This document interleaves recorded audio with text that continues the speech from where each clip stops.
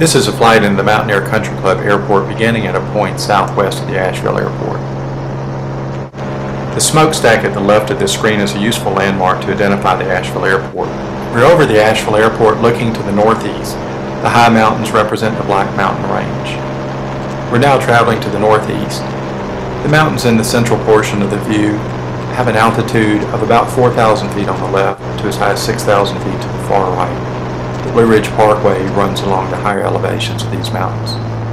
This is a field that's often mistaken for mountain air when seen from a distance. The clearing in the lower part of your view is not mountain air. Mountain air is in the mid portion of the field and slightly to the right.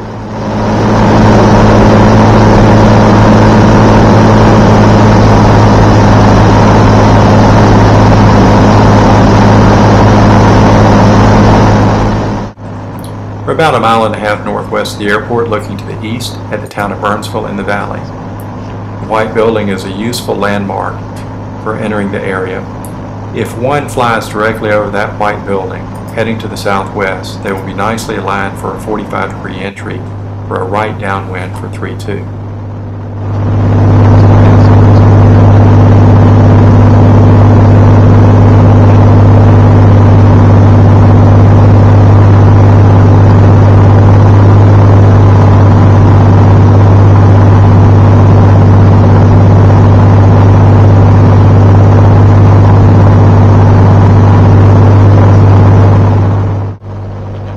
We're now over the building looking to the southwest.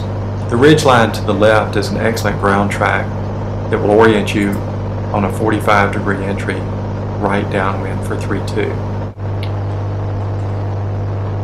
We're closer to the airport and one can see the airport runway with higher terrain to the south and southwest.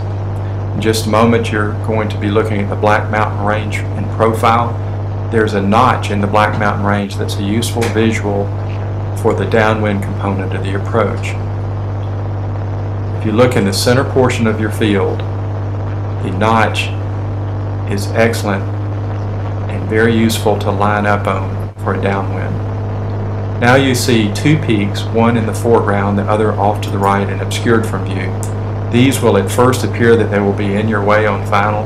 They are not. They will be south of your final approach course. This is the Pensacola Valley. If one flies over the Pensacola Valley, they will be on a nice base leg to the runway. It also represents a useful emergency landing site.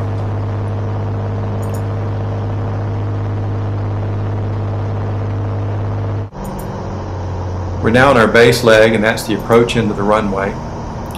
In a moment you'll see the flashing light. It may appear here. We're on the final approach segment. The flashing light indicates a high angle glide slope, which most of the experienced pilots at Mountaineer prefer. You'll notice that there are two runway markings that are non-traditional. One is a few hundred feet beyond the threshold.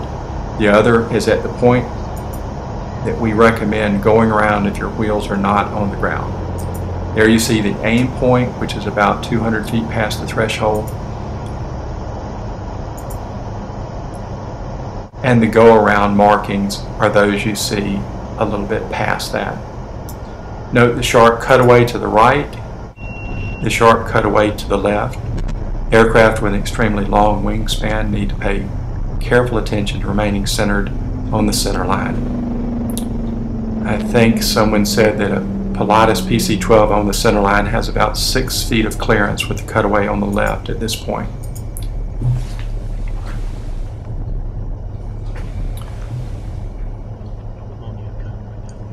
Turning off the runway, there's ample parking.